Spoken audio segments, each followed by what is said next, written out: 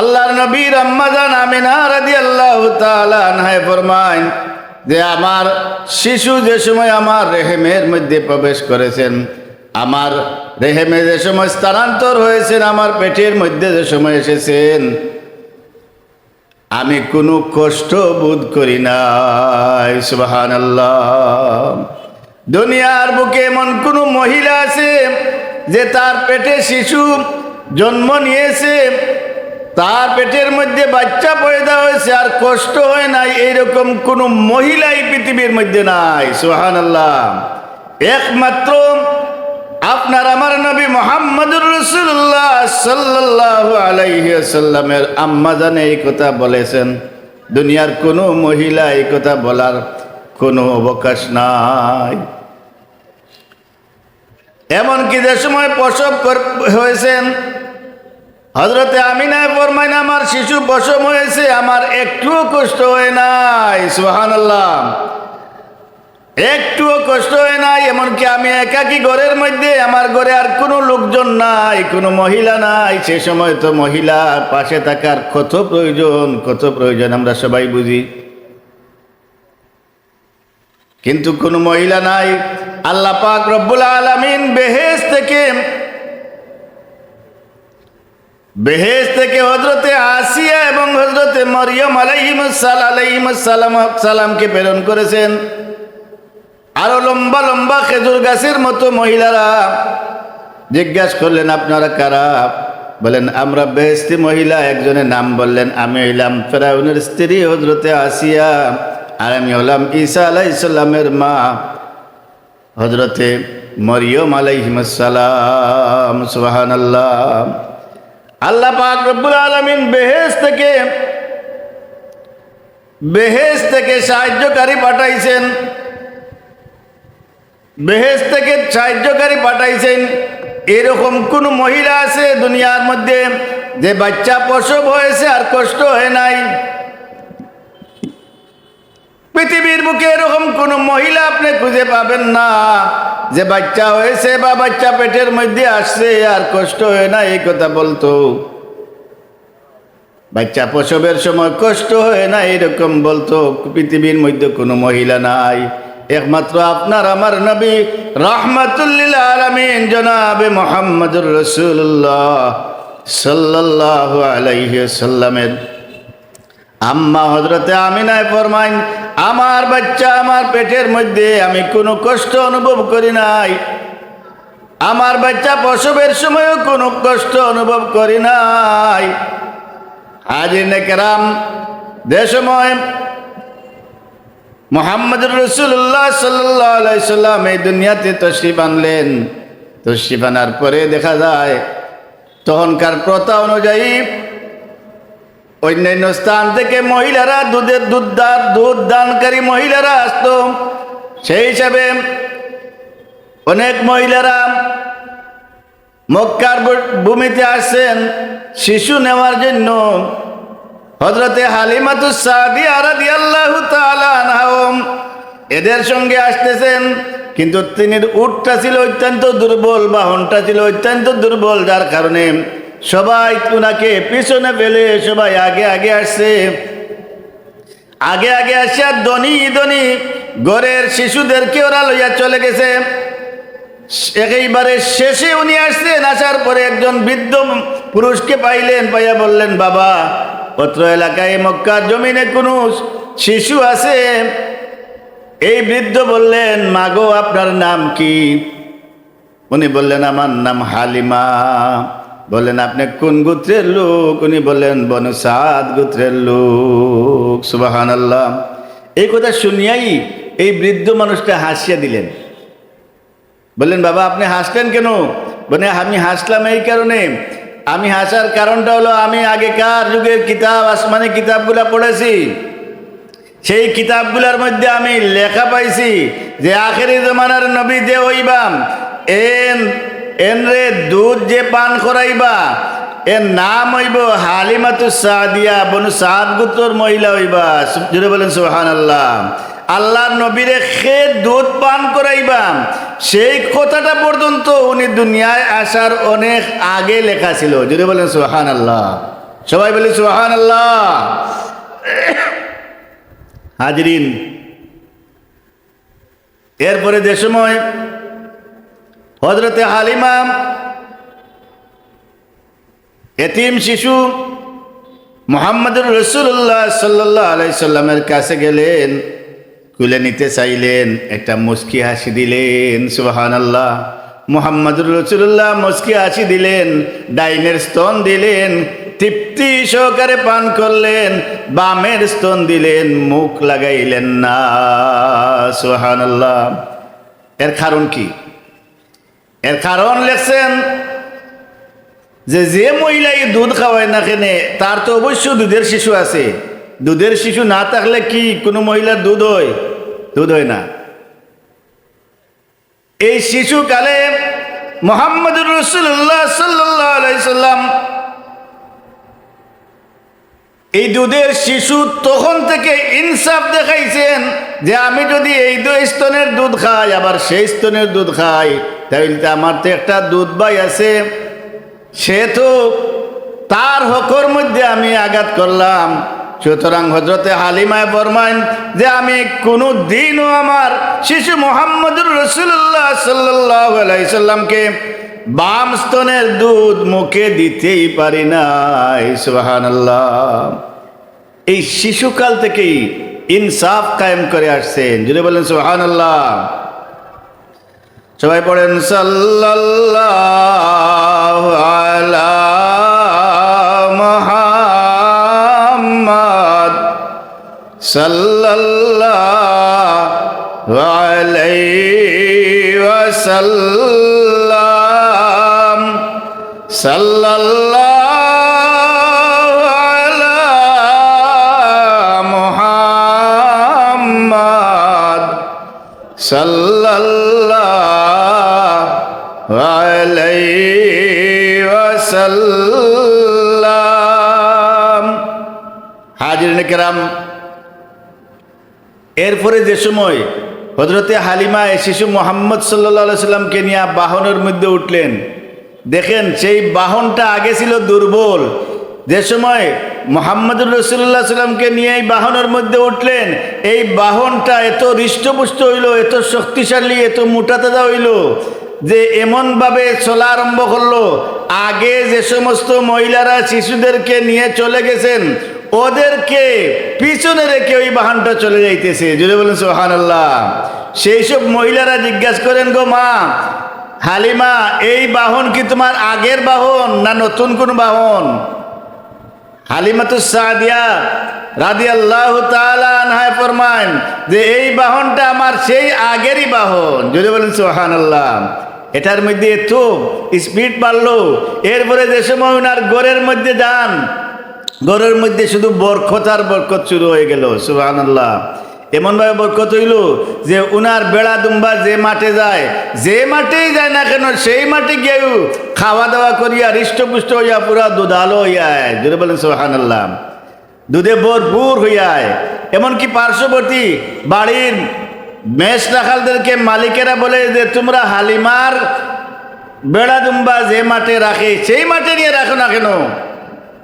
ওরা বলে যে আমরা তো সেই মাঠেই রাখি, কিন্তু ওরা ওদের গড়ের বেড়া দুম্বাগুলা এইরকম হৃষ্টপুষ্ট হয় না, এইরকম পেট ভরপুর করিয়া আসে না। এমনভাবে বরকত শুরু হইল। এই বরকত রহমত এমনকি হযরতে হালিমাতুস সাদিয়া দেখেন, স্বপ্নে দেখেন যে উনার ঘরে আকাশের চন্দ্র তো এসেছে। যদি বলেন সুবহানাল্লাহ। এরকম অনেক আশ্চর্য আশ্চর্য স্বপ্ন দেখছেন।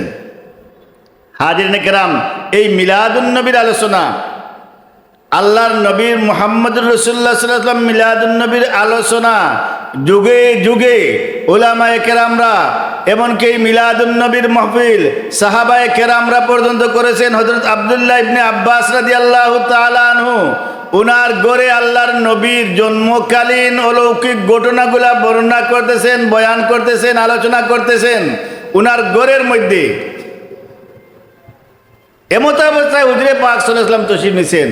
উনি আলোচনা বন্ধ করেছেন।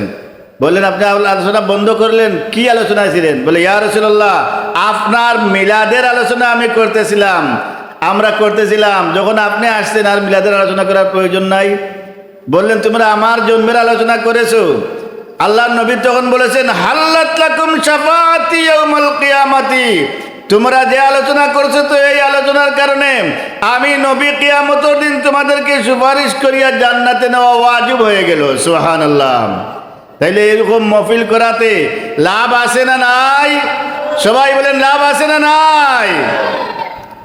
যারা এই মহফিলে খরচ করতেছেন, সাহায্য সহযোগিতা করতেছেন, এই খবর কি মদিনাওয়ালা মদিনা শরীফ থেকে জানতে পারেন কি পারেন না? এরকম অনেক হাজারো হাজারো ঘটনা আছে। আল্লাহ নবীর ইশকে মোহব্বতে মসজিদে যদি কেউ কোনো কাজ করে, বিশ্বের যে কোনো প্রান্ত থেকে করুক, সেই খবর যদি আল্লাহর হাবিবর ইশকে করিয়া থাকে, তাহলে সেই খবর আল্লাহর নবী মুহাম্মদুর রাসূলুল্লাহ সাল্লাল্লাহু আলাইহি সাল্লামে রওজাতুর থেকে জানতে পারেন কি পারেন না? পারেন। তার একটা প্রমাণ আমি দেই। যেমন শেখ সাদি রহমতুল্লাহ আলাইহি, উনার বাড়ি কোথায়? ইরান। ইরানের কবি শেখ সাদি রহমতুল্লাহ আলাইহি, উনি এই যে আমরা যে গাই, এই লেখা আছে বালাগাল উলা বিকামালিহি, আমরা এটা পড়ি কি পড়ি না? সবাই পড়ি বালাগাল উলা বিকামালিহি কাশাফাদ দুজা বিজামালিহি হাসনাত জামি খিসালিহি সাল্লু আলাইহি ওয়া আলিহি। শেখ সাদি রহমতুল্লাহ আলাইহি এই শেরটা লিখতেছেন বালাগাল উলা। সারা আমি লম্বা করতেছি না, আমাদের পরবর্তী বক্তায় এসে গেছেন। এই যে বালাগাল উলা বিকামালিহি লেখছেন, কাশাফাত দুজা বিজামালিহি লেখছেন, হাসনাত জামি খিসালিহি লেখছেন। আর কি লিখবেন? 4 নম্বর লাইন পাইতেছেন না। সারা আল্লাহর নবীর তারিফ, আল্লাহর নবীর গুণগানে ভরা। এমতো 4 নম্বর লাইন কি লিখবেন এ নিয়ে চিন্তা করতে করতে রাত্রেবেলা ঘুমাইছেন। ঘুমানোর সাথে সাথে আল্লাহর নবীর সারা সিফত তারিফ এখানে আছে। বালাগাল উলা বিকামালিহি কাশাফাত দুজা বিজামালিহি হাসনাত জামিউ খিসালিহি, এই পর্যন্ত লিখে উনি আটকে গেছেন। আর কি লিখবেন পাইতেছেন না। আল্লাহর নবীর শান লেখছেন কোথায় বসিয়া? ইরানে। সবাই বলেন কোথায় বসিয়া?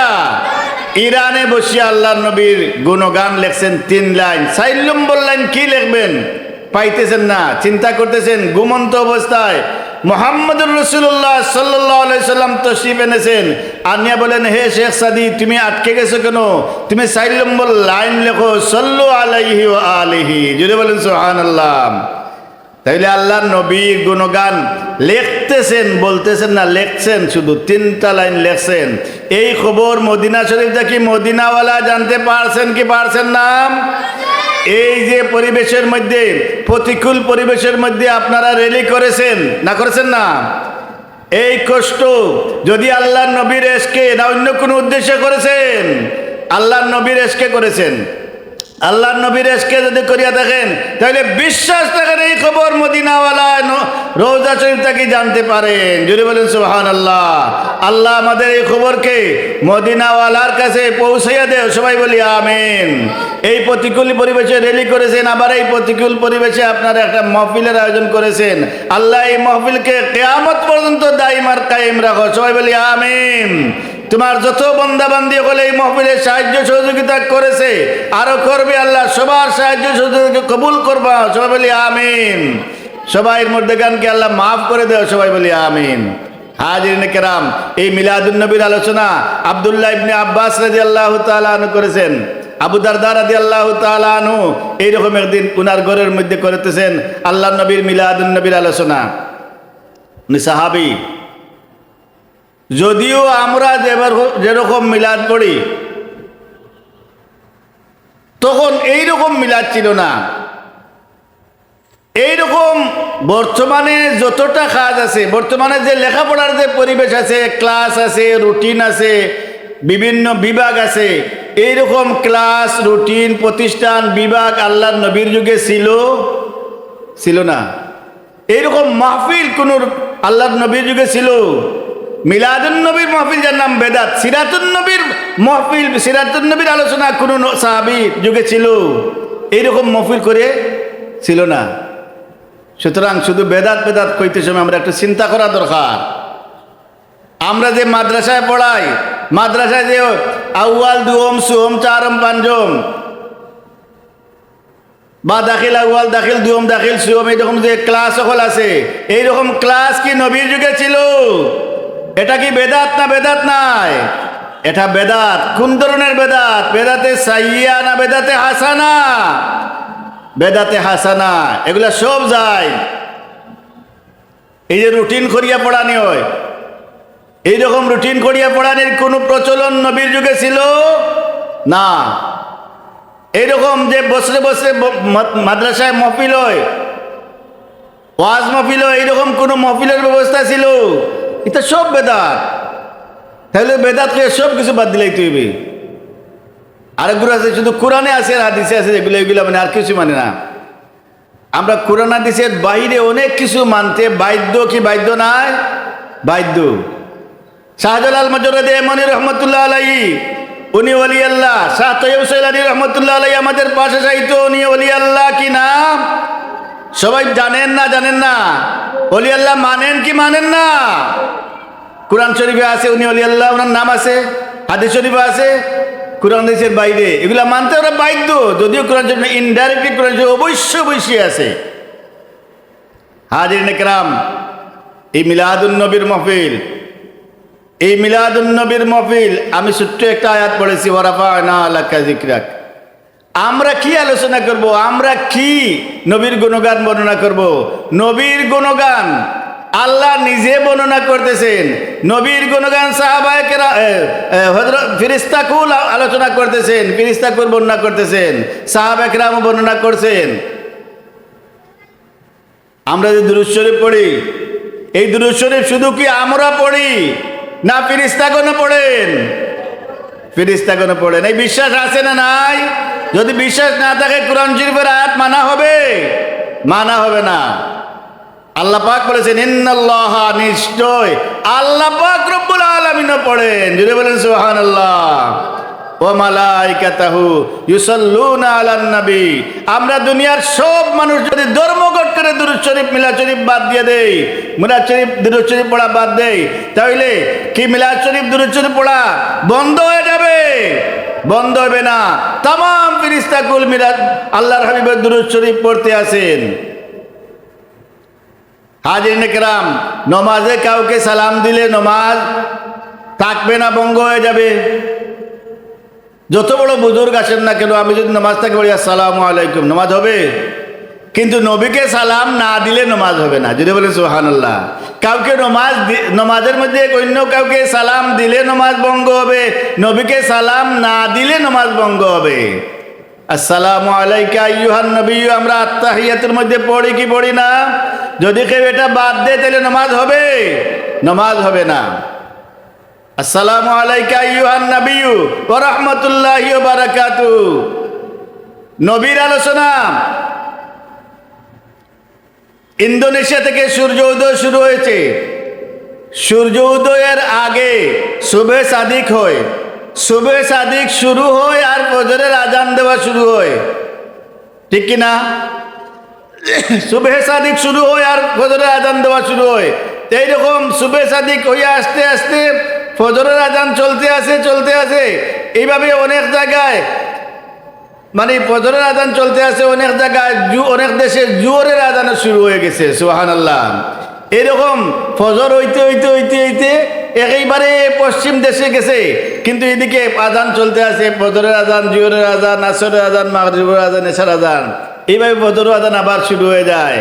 এখন বলেন আপনারা, এমন কোন আজান আছে যে আজানের মধ্যে নবীর নাম নাই? আছে?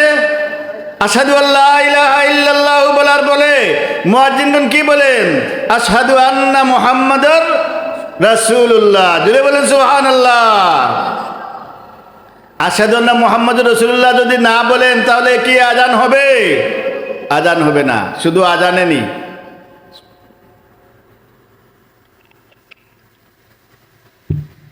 শুধু কি আজানের মধ্যে?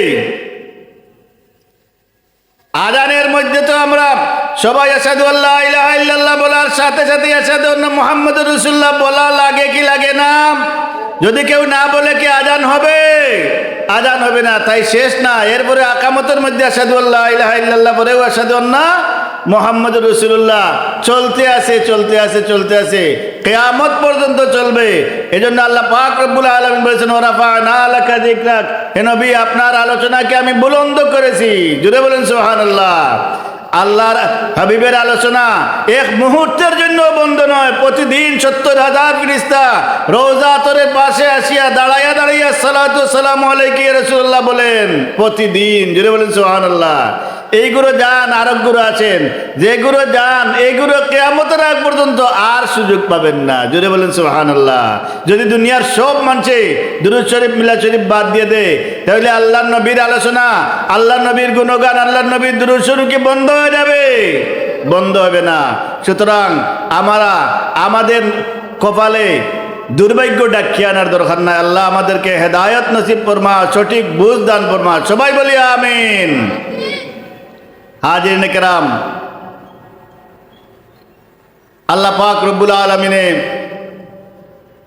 আমাদেরকে যে এই নবীর উম্মত বানাইছেন, তাই শুকরিয়া জানাবার সবাই বলি আলহামদুলিল্লাহ। আমাদের সম্মানিত মেহমান চলে এসেছেন, সুতরাং আমি এখানেই শেষ করলাম। ও আখিরু দাওয়ানা আলহামদুলিল্লাহি রাব্বিল আলামিন। ওনারও সময় আর থাকতো না আলোচনা আপনারা শুনতা, আর আমারও সময় আমি আসার উপরে আলোচনা করার কথা মহাদিসা বুঝে রাখছেন।